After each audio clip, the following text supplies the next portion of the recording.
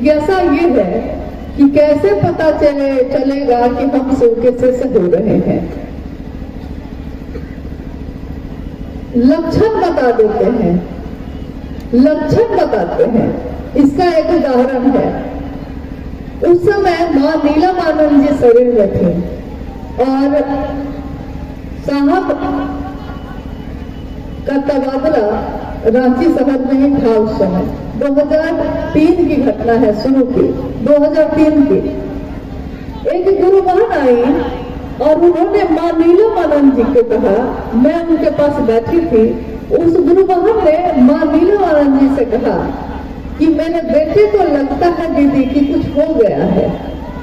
मां ने उनसे पूछा कि क्या हो गया है, तो वो बेचारी परेशान थी, घबराई हुई थी। उसने कहा कि पता नहीं क्या हो, हमको लगता है कि कुछ मानसिक दिक्कत आ गई है। दीदी ने पूछा, मां ने पूछा कि क्या हुआ है। उस गुरुवार ने कहा कि मेरा बेटा अपने अपने बैठे बैठे मुस्कुराने लगता है और आईना में बार बार जाके अपने को देखता है और कभी कभी खाना खाते खाते हंसने लगता है। मुझको भी लगा कि कुछ हुआ होगा। मां नीलमानंद जी ने कहा कि अच्छा डॉक्टर से दिखा लीजिए, लेकिन हो सकता है कि कुछ दिन में खुद ही पता चल जाए आपको। हो गया, वो गुरु बहन लौट गई। कुछ समय के बाद वो गुरु बहन फिर से आई और उसने कहा कि मेरा बेटा जो है एक लड़की के प्रेम में है। तो मां ने उससे पूछा कैसे पता चला? तो जी हम लोग कहते थे कि जाता कहाँ है, तो आदमी लगाए तो पता चला कि एक लड़की से मिलने जाता है और उसी से शादी करने की बात कहता है। मेरी जाति की नहीं है, अलग जाति की है, कैसे करें? मेरा बेटा प्रेम में है। देखिए, ये उसकी माँ को बाद में पता चल रहा है कि एक लड़की के प्रेम में है, लेकिन लक्षण उसके पहले से दिख रहे थे। माँ समझ नहीं पाई। लक्षण क्या था कि वो चाहे खाने भी बैठता था तो उसको वही याद आती थी जिससे उसका मन प्रेम करता था। तो उसकी कोई बात याद आ जाती थी तो हंसने लगता था। उसने कुछ कहा होगा तो आईने में जाके खुद को देखने लगता था। यानी लक्षण, प्रेम होता है तो लक्षण में आने लगता है कि प्रेम हो गया है इसको। शिव की शिष्यता में हम शिव शिष्य बन गए हैं, ये कैसे पता चलेगा? हमारा लक्षण बता देता है। कोई बात हुई नहीं कि महादेव से ब्याह मांगना शुरू कर देते हैं। कोई आदमी अनजान मिला नहीं कि भूमिका देने लगते हैं, क्योंकि उससे महादेव की बात करनी है। ट्रेन में, बस में, सब्जी के बाजार में, कहीं गए हैं, कोई आदमी मिला नहीं कि हाथ में पहले देखते हैं कि कंगन तो नहीं पहना है, मतलब कि कंगन नहीं पहना है, यानी शिव को गुरु नहीं बनाया है। देखिए लक्षण हम लोग के क्या होने लगे हैं, पहले तो ऐसा नहीं था। और उसके बाद उससे महादेव की बात करने लगते हैं। सोए जगे कभी भी महादेव को प्रणाम करने लगते हैं, हल्ला करने लगते हैं। पड़ोसी से झगड़ा होना शुरू हो गया है, झगड़ा अब शुरू हो गया, अब होने वाला है तेज। लेकिन अचानक याद आता है कि अरे बाप, हम तो अभी कल घर में दूरा के बाहर में शिव चर्चा रखे हुए हैं और लोग आएंगे शिव चर्चा के लिए। और अभी लोग जब हमको देखेंगे कि हम झगड़ा कर रहे हैं तो सब क्या कहेगा कि शिव चर्चा करती है कि झगड़ा करती है। तो तुरंत हम चुप हो जाते हैं।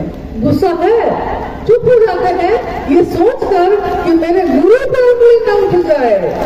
अपना आचरण देखते हैं। दारू पीने वाले दारू छोड़ देते हैं क्योंकि उनको लगता है कि शराब पीकर अगर महादेव की बात करेंगे कोई नहीं सुनेगा, नहीं पीता है, छोड़ देता है। झगड़ा करने वाले झगड़ा छोड़ देते हैं, कड़वा बोलने वाले कड़वाहट भूल जाते हैं। यानी सब शिव भाव में आने लगते हैं, शिव के भाव में आ जाते हैं तो अपना आचरण भी भूल जाते हैं, जो जन्म से था वो भी भूल जाते हैं, जो हम चित्र में देखते हैं, महादेव की तस्वीरों में देखते हैं कि वहां महादेव का बैल भी बैठा है, माँ भगवती का शेर भी बैठा है, चूहा भी है, सांप भी है, मोर भी है, और सबका जन्मजात स्वभाव है एक दूसरे को खाना। भोजन है वो। हम लोग एक दूसरे को नहीं खाते हैं, झगड़ा करते हैं, खाते नहीं है, लेकिन उसका स्वभाव है एक दूसरे को खाना, क्योंकि उसी से उसका पेट भरेगा। सांप का पेट ही भरता है चूहा को खाने से, मेढक को खाने से, लेकिन वो शिव भाव में आकर अपना जहर भूल जाता है, अपना भोजन भूल जाता है।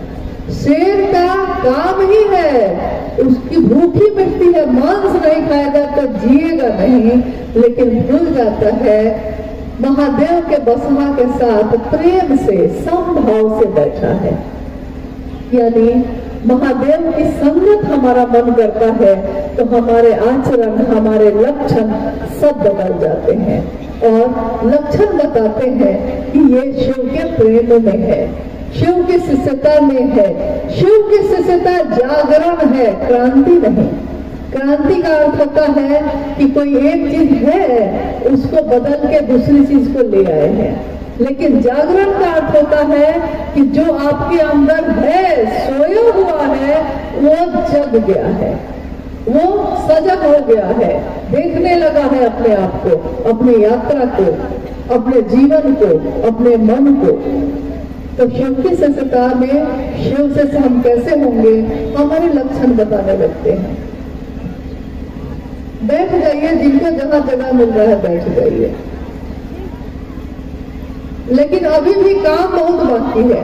अभी थोड़ी देर पहले कुछ गुरु भाई जो है पानी की बोतल यहाँ बांटने लगे, तो मैंने देखा कि जैसे ही शिव चर्चा चल रही थी, लेकिन जैसे ही पानी का बोतल बांटने लगा, सब पानी के बोतल के लिए हड़बड़ा गए।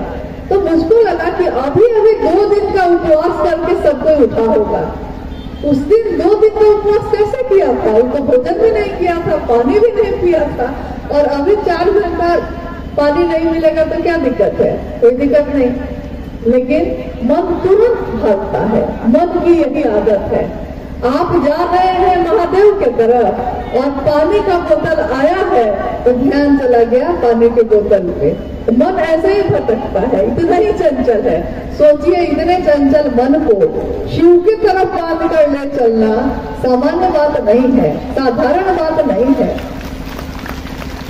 और ये किसी सामान्य आदमी की बात नहीं है। अस्थायी शिष्य भाव अनिवार्य है। इस पंक्ति को समझाने का प्रयास किया जाए।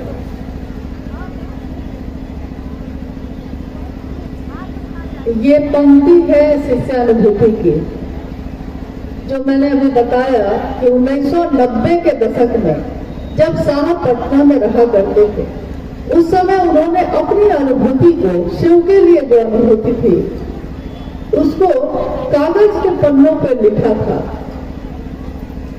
और उसी की ये पंक्ति है कि शिव की शिष्यता में एक ही चीज अनिवार्य है। हम लोग बार बार पूछते हैं ना कि क्या चीज है अनिवार्य, मतलब कि होना ही होना है आपके अंदर के, इसके बिना काम नहीं चलेगा।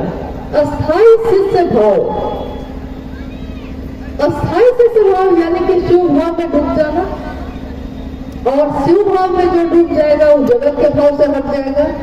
तो जब पूरा 100% कोई शिव भाव में चला जाएगा तो जगत का आकर्षण उसके मन से कम होने लगेगा। जैसे कभी कभी हम लोगों के साथ में ऐसा होता है, लकड़ी के चूल्हा पे खाना चढ़ाए हुए हैं, लकड़ी उसमें डाल रहे हैं, चूल्हा पे खाना चढ़ा हुआ है, और लकड़ी डालते डालते बैठ के खाना चढ़ा हुआ है, हम बैठे हैं, और मेरे मन में अचानक किसी का ध्यान आ जाता है। किसी का हो सकता है, वो बेटा का भी हो सकता है, जिसको प्रेम करते हैं उसका भी हो सकता है, कोई ऐसी बात भी हो सकती है जिससे मन बहुत दुखी है, तो मन उसी में डूब गया एकदम। और दूध जो चढ़ा हुआ है पूरा दूध गिर गिर के पूरा चूल्हा पे गिरा जा रहा है और मेरा ध्यान नहीं है। अचानक कोई तीसरा आदमी आके कहता है कि अरे अरे बैठल छी अपने देखियो तो की होले दूध गिर गए। तो हम कहते हैं कि अरे क्या हुआ हमको? हुआ है आपके साथ ऐसा कभी हुआ है? तो हम कहते हैं कि अरे की मिले, तो कहे कि मन किसी के ध्यान में चला गया। मन किसी के ध्यान में जाएगा तो पता चलेगा कि जो हम कर रहे हैं जगत में हम उसको भूल जाते हैं। जिस दिन शिव भाव में पूरी तरह चला जाएगा तो शिव ही हो जाएगा, जगत को भूल जाएगा। लेकिन ज्यादा से ज्यादा हो सके इसकी कोशिश करनी है। अस्थाई पूरी तरह होना बहुत कठिन है, संभव नहीं है, लेकिन ज्यादा से ज्यादा हो सके ये हो सकता है। और इसका आकलन करने के लिए साहब ने कहा कि आप अपने मन को ही थर्मामीटर बना लीजिए। मन से समझ लीजिए कि कितनी देर आपका मन महादेव पे टिकता है।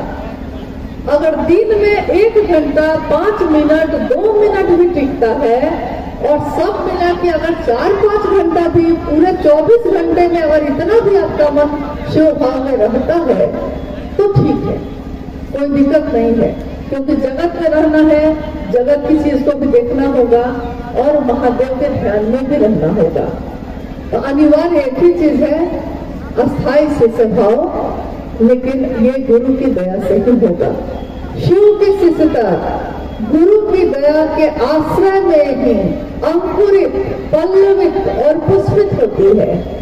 शिव की दया का जो आश्रय है, यानी उसमें जो निर्भर हम होते हैं, पूरी तरह उसमें हार के थक के डूब जाते हैं, तो उसमें शिव की सिद्धता का फूल खिलता है, पल्लवित होता है, पुष्पित होता है और सुगंधित होता है।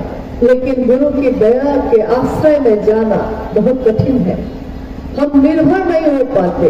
कहा गया है, साहब ने अपनी किताब में भी लिखा है और चर्चाओं में भी कहा है कि निर्भर तब निर्भय शिव गुरु के रूप में अभय वर देते हैं। अभय का वर मतलब कि पूरी तरह निभ्रान, आप पूरी तरह अपने मन को महादेव के मन जैसा करके इस जगत में चल सकते हैं, लेकिन इसके लिए निर्भर होना पड़ता है पूरी तरह एक ही जगह पे। एक निष्ठता और समर्पण सर्वोपरि है। एक निष्ठता मेरे गुरु शिव, और कारण कौन है? तो साहब हरिंद्रनाथ जी पुष्पित और पल्लवित करने में किसने मदद की है? तो मां नीलमानंद जी ने। बाकी हम सब शिव के शिष्य हैं, एक दूसरे के गुरु भाई गुरु बहन हैं, हम सब उस रास्ते पे चलते रहेंगे, लेकिन हमारा मन कृतज्ञ रहे, एहसान से भरा रहे उनके लिए जिनके कारण शिव आज मेरे और आपके गुरु हुए हैं।